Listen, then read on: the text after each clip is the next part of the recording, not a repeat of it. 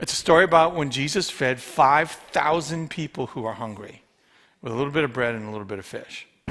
You know that people who's given their lives, scholars who read this stuff, they're like, they must be repeating themselves. Jesus couldn't have done it twice. Yeah. Jesus could never be that generous and do a miracle twice. Right? I mean, people can be really smart but not have common sense, right? That's how my wife describes me. All right. So here's what happens. There's a word here that's really important that they used in that other passage. Compassion. And when you get into the original languages, the gospel writers typically use this word to describe Jesus' response to human suffering. But it's not like, oh, I feel so bad. Hey, what's for supper? This is, I feel so bad, I feel it in my stomach. That's what they meant. It's a gut level response to suffering where maybe you cry, maybe you get angry, maybe you get torn up. You definitely get motivated to do something about the situation. You can't sleep. You can't stop talking about it. It's always on your mind. It's driving you into action, and that's how Jesus felt about the condition that he saw in front of him. All these people came to him with their physical needs, and he's healing them, but they're hungry. And Jesus is like, we can't let these people go away hungry. He goes, they're going to collapse along the way. It's been 3 days. They've been leaking, sort of like stretching out their food. Guys, you got to do something. And look at the response. His disciples answered, where can we get enough food, bread in this remote place to feed a crowd? This is like the last time the disciples went to Jesus and they're like, look at the crowd's getting hangry. I don't want to be in the middle of 5,000 people who are hangry. So we should send them away to get food. And Jesus said, you feed them. Now Jesus has turned the tables. He's like, hey guys, let's feed them. What would you be thinking if you just saw Jesus not too long ago feed 5,000 people praying over meager resources? How do you think the disciples should respond? Great, we'll get some bread and let's pray. Because I saw what you did last time. That was really cool. I can't wait to see you do it again. But how do they respond? I just don't care. I don't care. That's the difference. The difference is, Matthew says Jesus was moved by compassion to address the situation.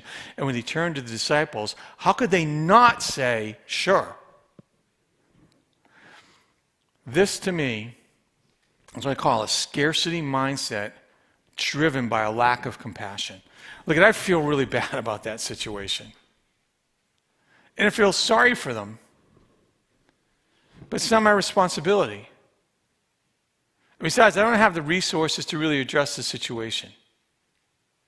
I've had this conversation. I literally have had conversations with people that don't attend our church anymore. And I've been pushing the idea. 6 million people in the state of Massachusetts who don't know Jesus Christ, don't have a relationship with a life-giving church, right? That number is larger than many populations and nations in the world. And I'm like, God, of course we need to do something about it. Don't you feel it in your stomach? Doesn't it give you a compassion that drives you to tears sometimes?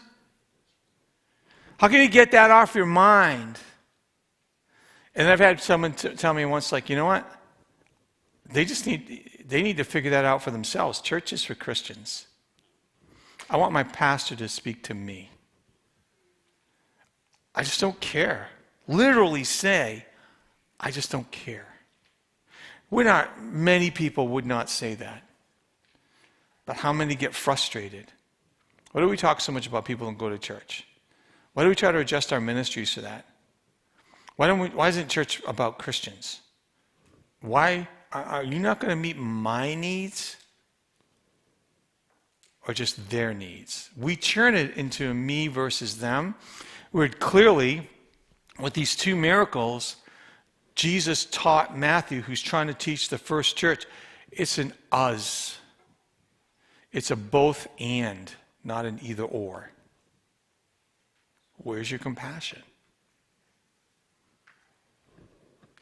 Jesus, however, has a different mindset. How many loaves do you have? Jesus asked. 7, and a few small fish. Well, he told the crowd to sit on the ground, and when he took the 7 loaves and the fish, and when he had given thanks, he broke them and gave them to his disciples, and they in turn to the people, and they all ate and were satisfied. After the disciples picked up 7 basketfuls of broken pieces that were left over. The number of those who ate was 4,000 men besides women and children. The disciples almost missed another extraordinary movement of God because of their lack of compassion that gave them a scarcity mindset. Fortunately, Jesus has an abundance mindset. An abundance mindset that is fueled by compassion. That when he looks at the world, you know what Jesus sees? Suffering that we need to address. And so Jesus' first response is, what do we got and what are we going to do with it? Let's see what God will do with it. That's what an abundance mindset is. An abundance mindset doesn't start with, I don't have enough. An abundance mindset starts with, well, I can't wait to see what God's going to do with this.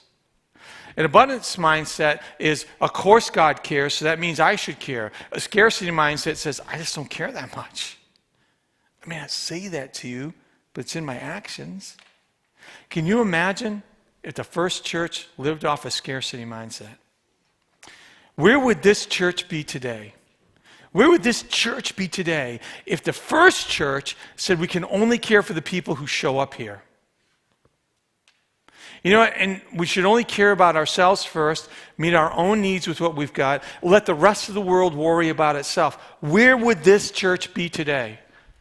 Where would hospitals be? Where would universities be? Where would orphanages be? Do you know that historically the church was a place that was going against the tide, going into some of the worst places in the world? Guess who is present meeting the 1 million refugees coming out of the Ukraine into refugee camps? Christian non-profits. Where would we be today if the first church said we need to take care of ourselves and let the rest of the world worry about them?